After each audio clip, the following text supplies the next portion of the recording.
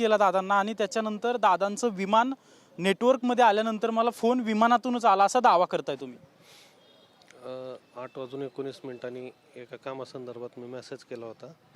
किती वाजता मेसेज केला? 19 सकाळी 28 जानेवारीला सकाळी 8:19 आणि जसं विमान रेंजमध्ये आलं असावं तसा तो दादांना मेसेज मिळाला आणि त्यांनी तो मेसेज वाचून फोन केला होता. तुम्ही काय मेसेज केला होता नेमका? तुम्ही सांगताय त्या वेळेला मेसेज केला होता का हे दाखवू शकता तुम्ही आम्हाला? नाही, तो डिलीट झाला माझ्याकडून. तुम्ही केलेला मेसेज टेक्स्ट मेसेज केलं की व्हॉट्सअपला कसं केलं? मेसेज केला. मग तो डिलीट झालाय तुमच्याकडून आणि तो मेसेज बघून दादांचा फोन आला. बरं, त्या 28 तारखेला तुम्हाला फोन आलेला ते आपल्याला पाहणाऱ्या लोकांना दाखवा.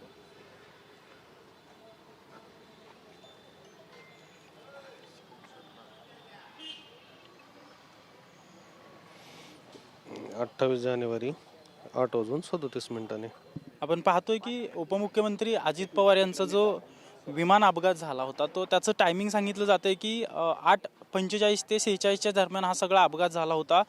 त्यापूर्वी म्हणजे 8:37 उपमुख्यमंत्री अजित पवारांचा फोन आला होता आणि जवळपास 1 मिनिटं हा सगळा संवाद झालेला आहे. कोणत्या क्रमांकावर तुम्ही संपर्क केला होता ते एक दाखवा. तो नाही नंबर दाखवतो.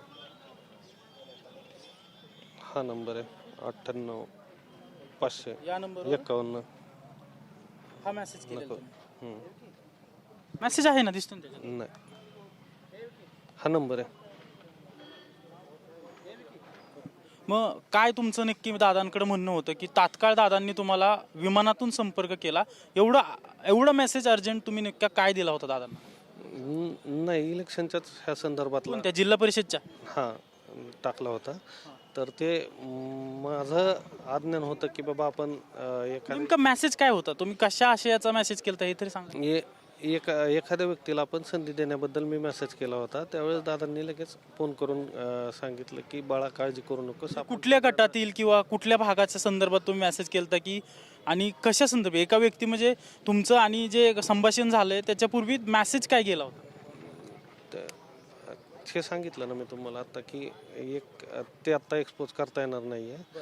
तर जे एका निवडीबाबत मी असंच माझ्या अज्ञानातून ऍक्च्युअल मेसेज केला. उमेदवार निवडीबाबत म्हणताय का? तर ते त्यांचा लगेच फोन आला की काळजी करू नकोस, आपण सगळ्यांना बरोबर घेऊन जाऊयात. पण 28 तारखेपर्यंत प्रक्रिया संपली होती जिल्हा परिषदेची. त्यातनंच संपलेली, फक्त आपण त्यांना पुढे संधी देऊयात म्हणून मेसेज केला होता.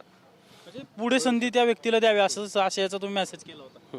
कोण म्हणजे ती व्यक्ती नाराज होती उमेदवारी भेटली नाही म्हणून किंवा काय असं? दादांवरती कोणी होत नाही, कारण की सगळ्यांना माहिती आहे की दादा सगळ्यांना शेवटपर्यंत न्याय देतात आणि देतातच. त्याच्यामुळे नाराज कोण नव्हतं. फक्त मला असं वाटलेलं की बाबा एखादा राहू नये आणि म्हणून मी जस्ट मेसेज केला. पण त्यांना त्या गोष्टीची जाणीव म्हणजे ते सगळ्याच आयुष्यात त्यांनी केलेलंच आहे. स्पष्ट सांगत नाही एखादा राहू नये किंवा असं बोलताय.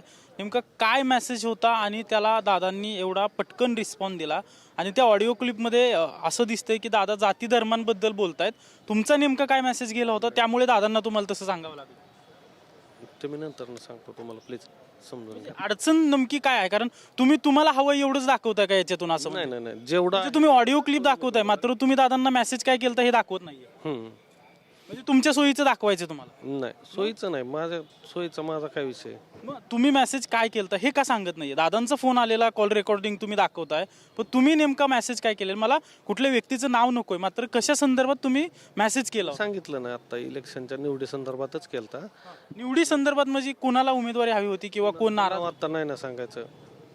नाराज होतं का कोण? नाराज खरोखर दादांवरती कोण होत नाही, कारण सगळ्यांना माहिती आहे की दादा म्हणजे फॅमिली मेंबर सारखं प्रत्येकाचा विचार करतात. त्यामुळे नाराजीचा विषय नव्हता हा. फक्त मला असं वाटलेलं की आपण एखाद्याला संधी मिळावी म्हणून मी मेसेज टाकलेला. मग त्याच्यावरती लगेच दादांचा रिप्लाय आला. काय एकदा ऑडिओ दाखवा, नेमकी ऑडिओ काय आहे? पाठवतोय तुम्हाला. नाही, ऑडिओ तुमच्याकडे मोबाईल मध्ये आहे ना, तर ती दाखवा ना नेमकी काय आहे. कॉमनच तुम्हाला येईल. तर ऑडिओ भेटून जाईल. मग दादांनी तुम्हाला काय सांगितलं? हे काय हेच सांगितलं की बेटा तू काळजी करू नकोस, आपण सगळ्या जाती धर्मांना सगळ्यांना एकत्र घेऊन चालूयात शेवटपर्यंत. एवढंच. सुपे गटासंदर्भात काहीतरी दादा तुम्हाला सांगताय. सुपे गटासंदर्भात तुम्ही संपर्क केला होता? नाही, सुपे गटासंदर्भात दादांनीच सांगितलंय की आपण तिथं ऑलरेडी दिलेले आहेत, काळजी करू नकोस. माळी समाजाचा उल्लेख देखील केलेला आहे दादांनी. दिलेले आहेत संधी, असंच ते सांगत होते. कुठे कुठे संधी दिली काय सांगितलं? ठीक आहे, सुपे गटामध्ये. आणि तुम्हाला कुठून संधी द्यावी असं तुम्हाला वाटत होतं? ठीक आहे, थँक्यू. परत बोलूयात आपण, समजून घ्या प्लीज. नक्कीच. मग हा तुम्ही जर मेसेज दाखवत नाहीये तर ही ऑडिओ क्लिप खरी आहे? कारण एआयच्या ऑडिओ क्लिप येत आहेत, ही ऑडिओ क्लिप खरी आहे? खरी आहे, खरोखरच खरी आहे. तुम्ही एकतर जो संवाद दाखवला गेलाय, कुठल्याही व्यक्तीला कुणीही संपर्क केल्यानंतर जो संवाद होतो तो संवाद तसा नाही, ती क्रॉप केलेली ऑडिओ क्लिप वाटते.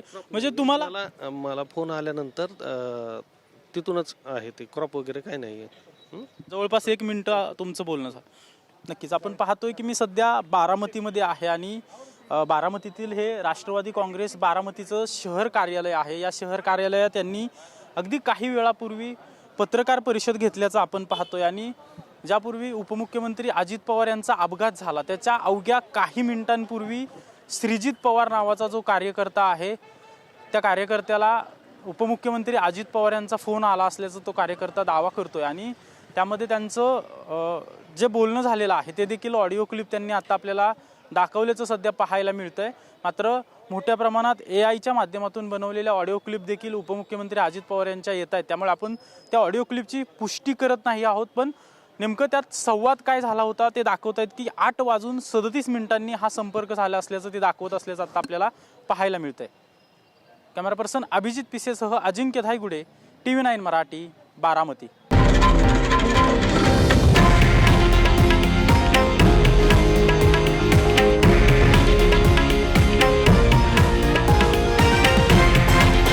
हे आहे देशातील नंबर 1 न्यूज नेटवर्क आणि आपण पाहत आहात TV9 मराठी, एकमेव.